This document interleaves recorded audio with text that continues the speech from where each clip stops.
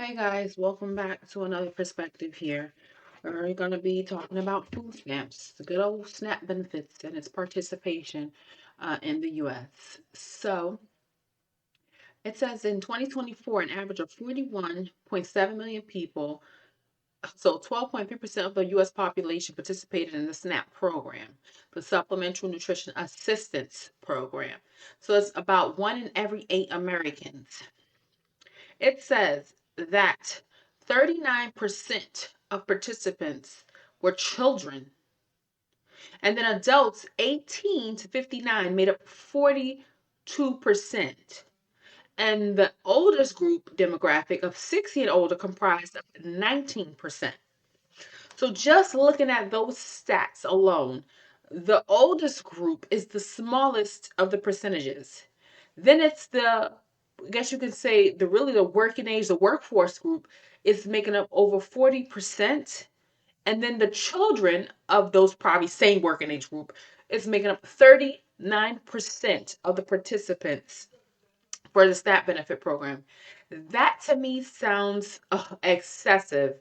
It sounds like the numbers should kind of be in reverse. It should be more older people and people that are probably health compromised with true full-on disabilities should have those higher numbers.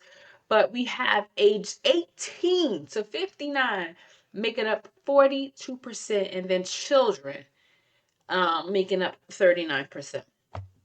Let's take a look at some of these videos and see what people are saying about their food stamps. And this looks to be like a person that is in the 18 to 59 age group, in my opinion. Days. It is the taxpayer's responsibility to take care of my kids. Trump done cut no food stamps off. If you're poor, don't have kids, okay? If you're struggling, don't have kids. Don't bring more in. If you already have them, that's another situation. If you don't have them, don't bring any in. And if you have two, don't go having another one. If you have one, don't go having two more. She makes a good point. If you're poor, you're poor. You haven't gotten out of the poor class. You're poor, and it's okay that you're poor. Why would you go and start reproducing your poverty? Why would you go and start reproducing another innocent human being to add along with that poverty? You haven't gotten yourself to a stage of comfort. You're still in survival mode. You have no savings. You have no emergency fund. You have no home. You're poor. Why would you go ahead and have more children?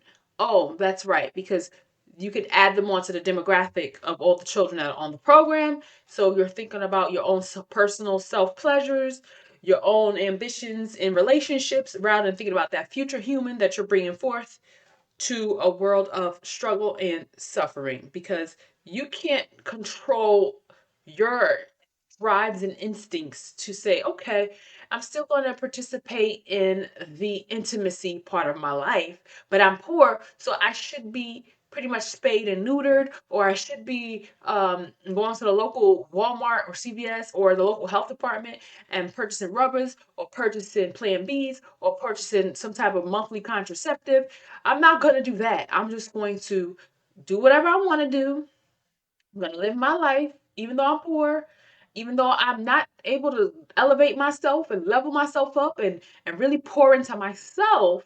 I'm going to go ahead and, gap my legs, and I'm going to put these children on the program too.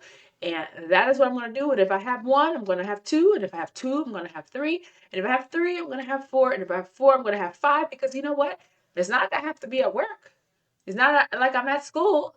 It's not like I'm, helping out, at the local child care center.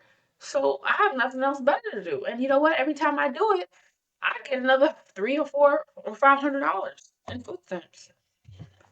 So they say 2 million is getting cut off this month for the stamps. I'm about to go find out if I'm in that number, Look in at that this. in that in This that lady has ratio. a tattoo. She has a tattoo. She's walking at a brisk rate of speed, it appears. She has obviously a mobile device capable of uploading internet to content to the internet, but she's going to figure out and find out if she might be one of the demographic being cut off. and she's on foot in hot pursuit to go figure that out, but she's not on foot in hot pursuit at the local I don't know, employment office or human resources office to see if they can help her find a job and place for a job, but she's in swift action. Go ahead and see if she's one of the folks that are being kicked off of a benefit. You see why people get tired of hearing people complain? Because it's like the where you spend your time and energy is misplaced in a lot of these scenarios. Yo, it's been day 5 and I have not received no food stamps. My disability checks is on hold. My cash benefits is not coming no more. They're still pending. It is the taxpayer's job to pay for my kids to eat and for my kids to be taken care of. No, no, I no. have over two. No. It's not the taxpayer's job to take care of your offspring and to make sure they're eating, have a roof over their head, have anything. It is actually your job. They're actually your DNA, right? They spawned from you. You reproduced them. It wasn't a random taxpayer that gave you those children. It wasn't the stork that dropped them off at your doorstep or into your vehicle. You did what you wanted to do and you made them. So no, I firmly disagree. It is your job to take care of what you have created. All right? This isn't a Frankenstein situation where these kids is being created by technology and labs. No, you're doing the do and you're making them. And it seems like it's so fun. People get so excited of that little 5 minutes they took to make them. But then when reality sets in that they actually have to provide for them, they say it's the taxpayer's job. No, the taxpayer wasn't in that bed with you. The taxpayer was at work. They couldn't even get in bed and get it on and enjoy their night because they tired. They at work. You sit there grooving and grinding and having a good night to candlelight. Ridiculous. Thousand followers on TikTok and I can't get not one person to send me 50 cents? Why should If they? you're watching a video and you can't send me nothing, I'm blocking you. Block My it. kids have Block it. And not only block the ones that you feel should be giving you money that they're not, but block that taxpayer benefit too, because those TikTokers is probably subscribed to your taxpayers. So why should they pay you twice? They either send you money on TikTok and send you money on EBT and food stamp and SNAP and Section 8. I mean, goodness, how many times do you have to get sent money? How many dips into the pot do you have to have? And you look like you're just so angry. But in reality, the only person you need to be angry with when you put yourself in these scenarios and create these self-inflicted wounds of mouths that you can't feed is yourself. That means you need to get up, wake up, jump out of bed like it's a brand new day every day, like the sun is shining on you, and get your behind to work. If that means you have to stand outside traditional with a dang on sign and get the money that way, then go get it. All this e-begging where you are begging people to donate, donate, GoFundMe, can't say, give, send, go, give this, give that. It's insane to me. Like, at least put your hustle on all fours, all fours. Get out there with that sign, get out there with them kids, get out there and really, because you know why? You and people are not going to do it because they're barely making their car note every month, making their rent note every month, making their mortgage every month, making their food bill every month. And then you think you should be able to have those same folks that are already getting hit by taxes, $2,000 a month, whatever it is, $3,000 a month, $4,000 a month, whatever they're paying out in their own taxes and their own health insurance, their own benefits that they're trying to create for their own stability and their families. Usually now they should go on to the TikTok and give it to you too. Like the entitlement is diabolical. I don't think that people should be spending their time and energy to figure out if they're one of the folks that might get their food stamps reduced. They should be spending their energy to say, what can I do to make an income for myself? Look, I had a good free ride. I rode this government mule till the wheels fell off, till the legs collapsed. What can I do to help myself? I don't see these videos of people saying, I want to help myself now. I appreciate the help from the taxpayers. I appreciate all this government help. I appreciate this free housing that I've had, only paying $200 for rent, $50 for rent, $5 for rent, hell, no rent. I appreciate that. And you know what? It was a good run, and I'm going to go out there and I'm going to start participating in the system instead of just sucking over the system. Where's those videos at? I would like to see more of that. I would like to see that at all. Because all that keep hearing is people complaining about what they're not getting. And again, that demographic of 18 to 59 being like 42% of the people, that's insane. And then the children, 39%. That is because these poor people, these broke people, these lazy people are reproducing like jackrabbits, rabbits, and they have nothing. Some of these children that are on these benefits, these parents are selling some of them food stamps. These kids are only eating at the public school. So, because the parents want to sell them to get their hair done and their nails done and everything like that.